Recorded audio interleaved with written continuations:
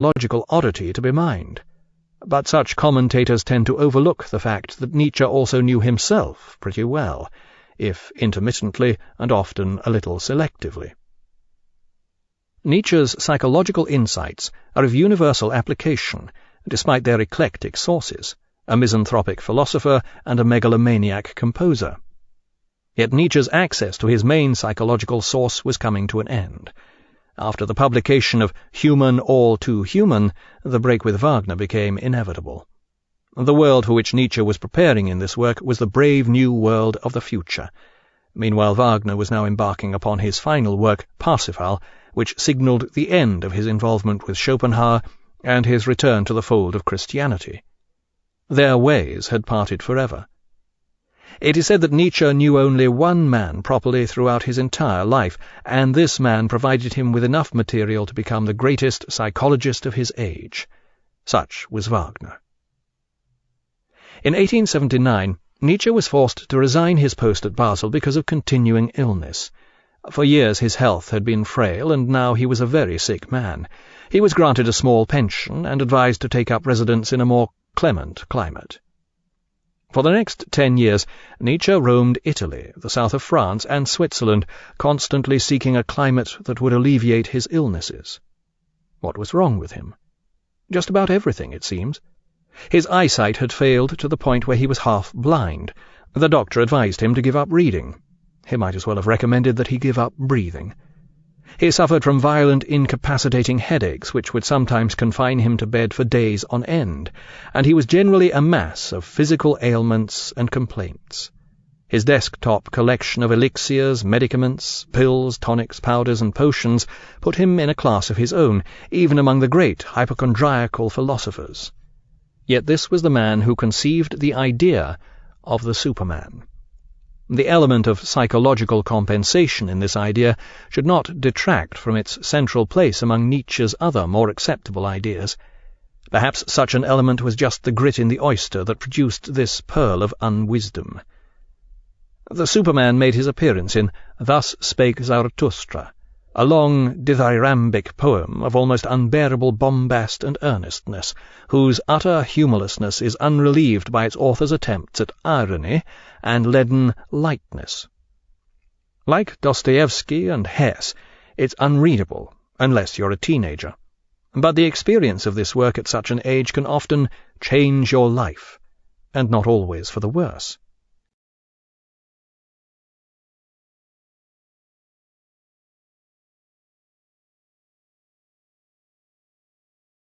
The stupid ideas are easily spottable, and the rest make a challenging antidote to many accepted notions, requiring one to think deeply for oneself. The philosophy as such is almost negligible, but the exhortations to philosophy, to think for oneself, are powerful, as are the characterizations of our condition. Is there such a thing as up and down any more? Are we not drifting through infinite nothingness? Surely ever deeper night is closing around us. Don't we need lanterns in the morning? Are we still deaf to the sound of the grave-diggers digging God's grave? Can't we smell the stench of divine putrefaction? The most holy and mighty thing in the world bled to death under our knives. No greater deed has ever been done, and thanks to this deed whoever comes after us will live in a higher history than there has ever been. Almost a century later, the French existentialists began expressing such thoughts, in rather less boisterous terms, and were hailed as the vanguard of modern thought. On his endless tour of the spas and mild winter resorts, Nietzsche was now introduced by his friend Paul Rée to a 21-year-old Russian woman called Lou Salome. Rée and Nietzsche, separately and together, would take her for long walks and try to fill her head with their ideas on philosophy. Zarathustra was introduced to Lou as the son I will never have, which was fortunate for young Zarathustra, and not just because of the attention his name might have attracted in the school playground. Lou, Nietzsche, and Rée now became involved in a triangular arrangement that would be inconceivable in an age where anyone has even an iota of sexual savoir-faire. At first, the three of them declared they would all study philosophy and live together in a platonic ménage à trois. Then Rée and Nietzsche both separately, declared they were in love with Lou and decided to propose to her. Unfortunately, Nietzsche made the ludicrous mistake of asking Ray to convey his proposal to Lou for him. This does not invalidate Nietzsche's claim to being the greatest psychologist of his age, as anyone who has become involved in the love life of a psychologist will tell you. Precisely who was in control of this situation is best demonstrated by a posed photograph of the three of them taken in a studio in Lucerne. The two emotional virgins, aged 38 and 33, are harnessed to a cart in which sits the 21-year-old genuine virgin brandishing a whip. In the end, the three of them found themselves unable to maintain this high farce any longer, and they split up. Nietzsche was so distraught that he wrote, "This evening I'll take enough opium to send me insane." But eventually he decided that Lou was unworthy to be either the mother or the sister of baby Zarathustra.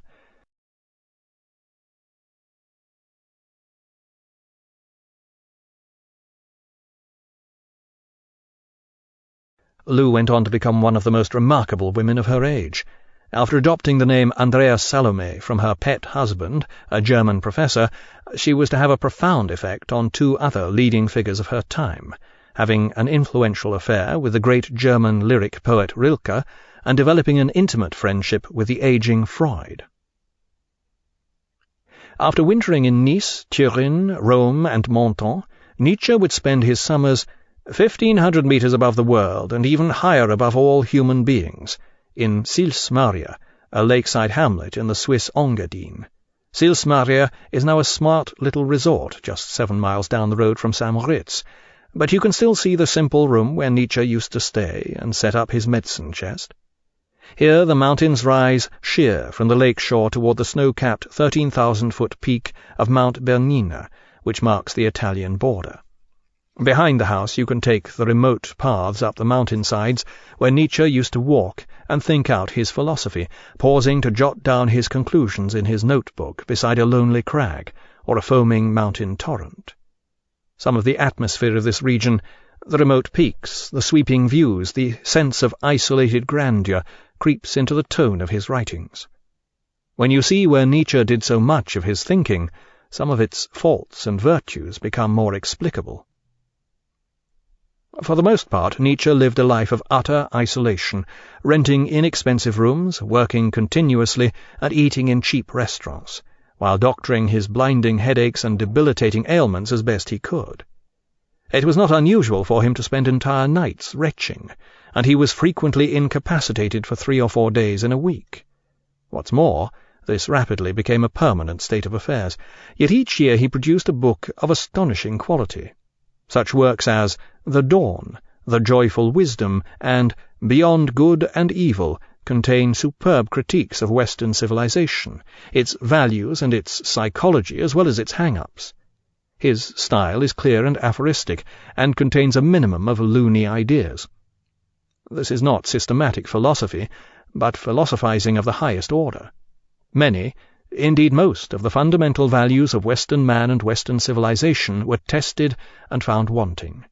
As he expressed it in his unpublished notebook, Christianity comes to an end, destroyed by its own morality, which cannot be replaced, a morality which in the end is forced to deny even the existence of its own God. The sense of truthfulness, so highly developed by Christianity, becomes sickened by the falsehoods and mendacity of all Christian interpretations of the world and of history. It rebounds from God is truth to all is false.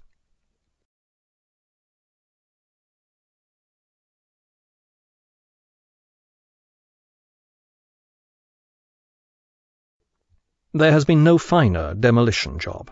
Though much of the purely philosophical demolition work had already been done over a century earlier by Hume, but it needed to be done again because of the resurgence of German metaphysical systems. Throughout the 1880s, Nietzsche continued to work on in solitude, unknown and unread, gradually driving himself ever harder as he found his utter solitude and lack of recognition ever more unbearable.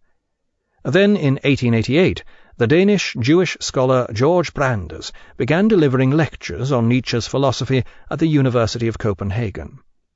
By then it was unfortunately too late. In 1888, Nietzsche finished no less than 4 books, and the cracks were beginning to show. His was a great mind, and he knew it. It was imperative that the world should know this too. In Ecce Homo, he describes Thus Spake Zarathustra as the highest and deepest book in existence.